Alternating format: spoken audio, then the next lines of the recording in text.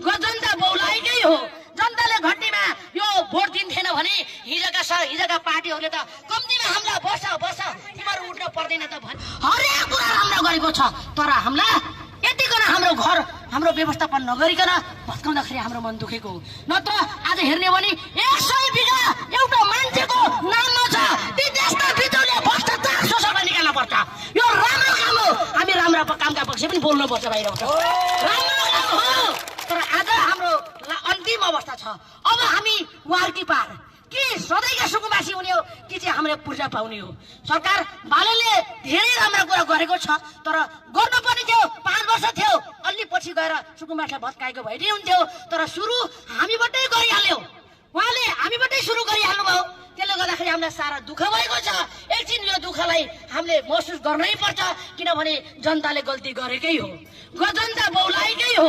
जनताले घट्टीमा यो भोट दिन्थेन भने हिजोका पार्टीहरूले त कम्तीमा हामीलाई बस तिमीहरू उठ्न पर्दैन त भने